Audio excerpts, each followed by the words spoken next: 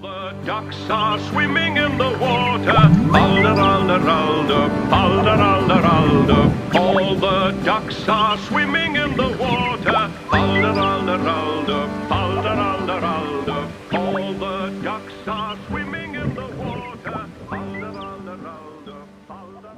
Hello, back as I promised in the last video to do another review. It's another 3D printed model that I've purchased recently, and this one's come all the way from Greece. At first I thought the guy was Italian because his entire range of stuff is Italian vehicles, figures, etc. But actually he's from Greece, which is quite surprising, but there we go.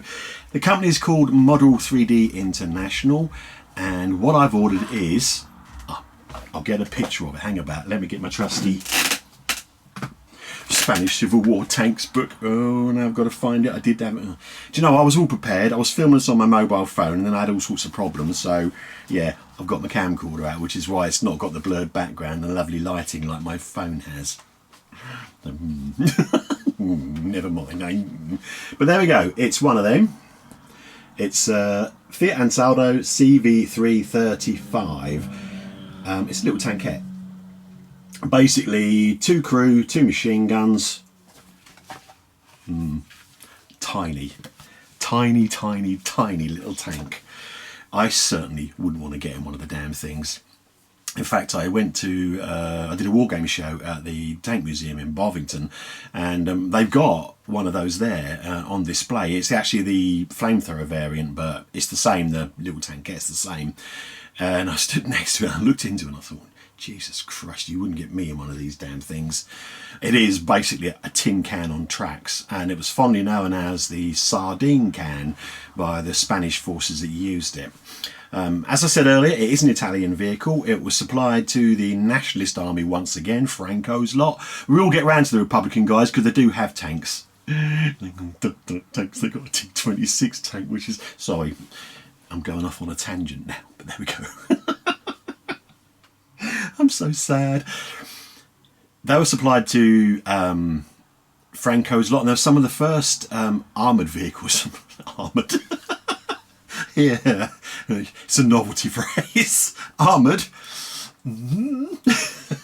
Armoured vehicles used by Franco's lot. They were actually used in the offensives around Madrid because they were supplied to the Spanish Foreign Legion, I do believe. You know what, I know lots of bits and pieces, but I can't keep it all in my head because I'm old and rather stupid, and not only that, I had chemotherapy a while back for cancer, 5 years ago in fact, but you know, and it basically messed my brain up. So my brain doesn't work like it used to. I can't retain memory that well unless I sort of put it into something like a song or something like that. And I haven't made up a song about Italian tankettes operating around Madrid just yet, but perhaps I will do. Not that I'm going to sing it for you. And now I'm waffling like I normally do. CV3 35 tankette. I think in the last video I said it was a CV3 33. I got it wrong. This is a different variant. It's a later model, the one that I've got, but they both served in Spain. A lot of them served under what was called the CTV, which is the Italian contribution. They actually supplied their own troops. They had a whole... I don't know what's the word I could look for. Battalions, regiments, a shitload, and a whole shitload of Italians serving in the Spanish Civil War. And Mussolini wanted to get in on the act. I know, me, I'm Mussolini, look at me. I don't know if he spoke like that. He might have done. You never know. He wanted to get in on the act and show he's like the fascist muscle man. He's supporting another one of his, you know, fascist mates. Although we did say in the last video that Franco's not essentially a fascist, you know. Yeah, more a fucking opportunist. That's what he was. Yeah, little shit. Sorry.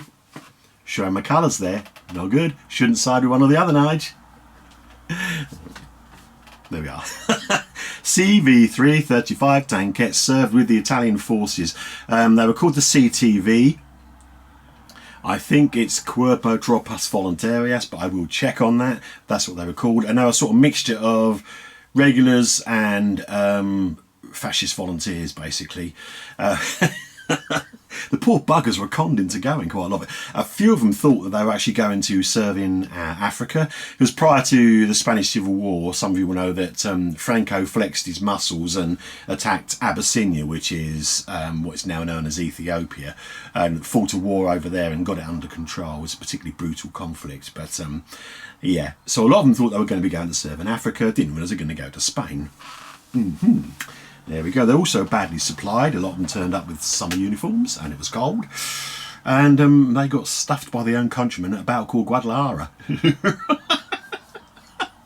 Yeah, Italian communists fighting in an international brigade, the Garibaldi Battalion, fighting against their Italian counterparts in the CTV. An interesting battle, which we'll look at further down the line, because I am going to do some CTV troops.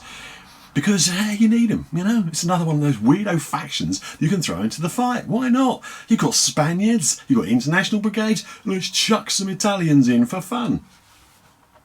They actually did serve rather well. The first part of the offensive went really, really well at Guadalajara, but then, unfortunately, it went horribly wrong. They were the first ones to use blitzkrieg tactics. There you go, see? Look. People say the Italians are rubbish, but actually, they could be quite good. It's another classic example of not that enthusiastic troops with very, very poor leaders, and that doesn't help. You know. So there we go. Anyway, enough of that. Let's go down and have a little shufty at my lovely. Oh, you know what? I've gone off on a tangent, haven't I? Did I actually say who? Did I say where it came from? Did I say it was Model 3D International? Did I say that I ordered it and it's brilliant and I had no trouble getting it here? Yeah. Did I say it was all like perfectly wrapped up and all that kind of stuff? No, I didn't, did I? Because I'm stupid. Because I went off on a tangent talking about stupid shit again and forgot all about the important stuff. Model 3D International. Really lovely, really easy to work with. Came through as promised, you know. And it came all the way from Greece and I was impressed. It was well packed. Yeah, okay, it wasn't the cheapest model in the world, but then again, it is in 1/48 scale and it is, like the Panzer one that I reviewed in the last video, a really nice model. Let's have a look at it now, shall we? Yeah, down at the desk and I'll lay my bits out. I'll lay the bits of the model out. You want to see my bits? I don't know. Let's go and look here. Okay. So, here we go. Here's the little tankette itself. Now, I have a confession to make, okay? It actually comes in more bits than this, okay? It actually comes in a total of, let me count them up, 2 exhaust, 10, that's 4, 5, 6, 7, 8, 9. I think it comes in a total of 9 bits, okay? But in my excitement, you know what it's like. You get a new model and you think, oh, look at this is fab. Oh, that goes there, this goes there. You start sticking it together and then you suddenly realise that, shit, I didn't take any pictures of it before I actually started mucking about with it. It comes with all its little attachments still on it. Do you know what? I'm doing it again, aren't I? I got lost with talking about resolutions on the last one. I always got a high resolution to print these things. Supports is the word I'm looking for. Supports. It's got all the supports attached, all those little wibbly wobbly bits that are stuck on it to help it when it's printed. So you have to clean all the supports off. And I have to say, I was cleaning the supports off and I snapped this one. In fact, I snapped this track section just here, but it glued together okay and you can't really see it and it's going to be hiding underneath the mudguard bit anyway, so there we go, nothing to worry about. But yeah, that's my one bugbear with these. I think I'm correct in saying I will go back and check it. When you get these from Model 3D International, I think you've got the choice of having the supports removed, but I think it costs a little bit more. And I'm a cheapskate, so I said, oh, I could take them off. And then forgot that I actually don't like having the supports on because I've broken things in the past. But anyway, enough waffle. Here it is, CV3 35 tankette. And again, it's a really, really nice little model. It's a 3D print, as you can see. Not too many layer lines on it. Any layer lines that are there are going to be covered up by a good undercoat. Like I said, I use Mr. Surfacer. For those who don't know, I'm going on about Mr. Surfacer, but what it is, it's kind of like an undercoat primer, but it's also like a little fillet as well. You can get it in sort of various grades. I use Mr. Surfacer 1200. And that's enough to actually cover up layer lines, but not to cover up all the other detail like the rivets and things. But so this one, I've stuck the exhausts on. Okay, they were separate. I've also stuck the pickaxe on the back here and the jack on the back. They were separate too. Now, I'm now going to turn this over and have a look at this. It's got a bloody interior in it. Look, it's got an interior. I mean, that's just insane. Okay, it would have been nicer. Oh, picky, old man, picky. It would have been nicer if the top was separate. They could actually paint the interior easier. But then again, I am going to put a crew in it, so it's not going to matter too much. It's a fragile little model. The 3D International stuff is not made for wargamers. It's made for model makers. So they are very, very fragile, and they fiddly little kits as well. For those of you who don't like sticking together kits, you might struggle with it. Okay, I'm going to, for starters, I'm going to replace the gun barrels because I don't think they're going to last. They're a bit bent now, so I would normally sort of heat them up and try and sort of straighten them out, but I'm just going to replace them with brass wire instead because I think that's going to be a lot safer. But it's a really neat little kit, as you can see again. So you've got that, you've got your track sections. Let me pick one up. And again, really, really well detailed. Got everything on there that you want. And they all go together really easily. That's got like locations there you can sort of put it onto. Little holes and little pins, and they all fit together perfectly well. You've got the option again of having the hatches open or closed. And you just stick them on, not like that, because that's wonky. Or you can stick them on open like that. These actually, when they're open, they go right back, so they're sort of leaning on the...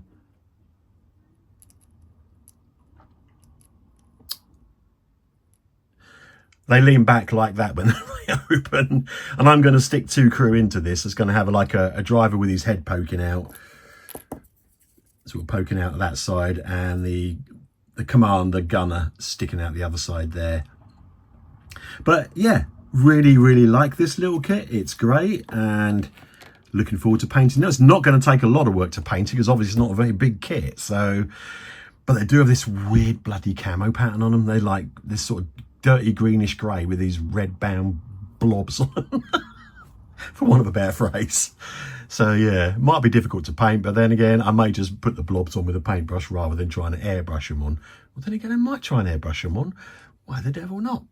But there we go, CV3 35, not a CV3 33, like I said. Little tankette. He's so cute. I shouldn't say that, should I really? But there we go. But it's marvellous little kit.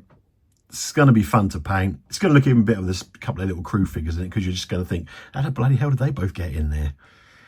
And like, who wants to ride down the road in a suicide sardine can? But it's a terror weapon of the Spanish Civil War. There's one battle. Let me go back to the other camera. I'm going to go off this one now. Yeah, anyway, like I was saying, I got overexcited on the desk again. There's a battle on the outskirts of Majidco, the Battle of Boadilla, and these little tankettes were involved in a combat against what was the fledgling international brigades that were thrown into this fight with, like, I think it was the 14th Brigade. You know what, I'm racking my brains here trying to remember stuff. I think it was the 14th Brigade, and they were untrained. They had 6 days training, and they were thrown in at the deep end to try and stop this attack by the nationalists at Boadilla. And the nationalists had CV3 35 tankettes and Panzer Is, and they attacked the Republican trench line and basically machine gunned the bloody hell out of them with these little tanks, and the international brigades just ran.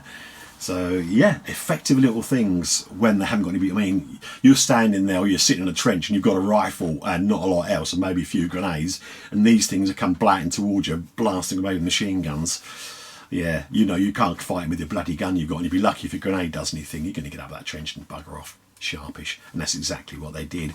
But it's nice to think that these CVs worked in conjunction with the Panzer Is. So the 2 that I've already reviewed so far will go together in a nice little force. So it's something we can look at further down the line. I might play them in a game. The 2 terror weapons of the nationalist forces. Oh my God. And then I'm going to give the Republicans a T-26 and they'll blow the crap out of them. Not I'm biased or anything. But yeah, anyway, so they come from Model 3D International. If you want anything Italian, go and look at his range, because he does absolutely loads of really brilliant Italian vehicles. Loads of weird and wonderful things that I've never seen before. Trucks, guns, little tankettes, tanks. Even does some figures as well, which are really, really nice. And like I said, they are designed to be models, so they are a little bit more fragile. But then again, if you're like me, I base my tanks. I know lots of people say, don't base your tanks. There's a couple of reasons why I do it. One reason is because obviously they're fragile models, then it's easy to put them on a base, they're easier to handle. Plus the fact that if you're shoving figures on a base, those bases scale-wise, it looks like you're adding like nearly 6 or 7 inches in height onto somebody, and then you put them next to a tank, and they don't look like they're in scale. That's because you made them a lot bloody bigger than they were, haven't you, you stupid people? So don't shout at me about basing my tanks. I base my tanks so they match my figures. It's one of those arguments that go back and forth. I've had people go, what do you want to base them for? Because I like to. There we go. But I know other people don't, so it's entirely up to you. But anyway, Model 3D International, he has a brilliant range of stuff. Links down below as always if you go and have a look at his site. And yeah, easy to deal with. Postage is a bit expensive, obviously, because it's coming from Greece, and unfortunately postage is a pain in the ass these days. He doesn't sell the models as STLs as far as I know. He actually sells the kits, and like I said in the review just there, they do sometimes come with supports attached. I think you can pay him to have the supports taken off, but I will confirm that. It'll be on here somewhere saying yes, he does have, yeah, you can do that. So there we go. Anyway, that's it for these two. So I'm just gonna before I go, I've got something that I'm going to share right at the end of this before I disappear off into the distance, into the sunset, for a pint of sangria and some tapas. It'd be nice, wouldn't it? Where am I? I'm not in Spain. I'm in Martham, Norfolk, unfortunately. But I will get there one day. Before I go, I had a really interesting chat with Ron, the guy that runs Counlane Models, the people that produced the Panzer 1 that I reviewed in the last video. And he shared some pictures of stuff that he's been doing, and he's got a big range of things. He's gone back and revisiting the STLs that he done. He's improving them slightly for the better printers, because the printers have come on leaps and bounds, and the resolutions, know that word now, no, resolutions, it means how, like, yeah, good the prints are, how much detail you can get into a print. Basically, high resolution printers print out the most incredible detail. They're up to, like, it's like when you get a camera and you get, like, TV, and your TV's 4K, it's like super HD, isn't it? Printers are like that, apparently. We're talking bollocks, but there we go. Back to Ron. He sent some pictures through of some of the stuff he's working on, and he sent me some pictures of the T-26 tank that he has, that he did a while back. And I'm going to share that with you now, because I asked Ron and he said, yeah, you can share those pictures. So I'm going to leave you with a T-26 and a suitable little tune to go with it. Until next time, and I promise next time will be me doing some painting or some modelling or something like that, because I have figured out how to set things up and I have got some better lighting, so yeah, cool. You might see me paint a face or make a box or make an arse of myself. I can do all of those. Until next time, here's a T-26 from Counlane Models.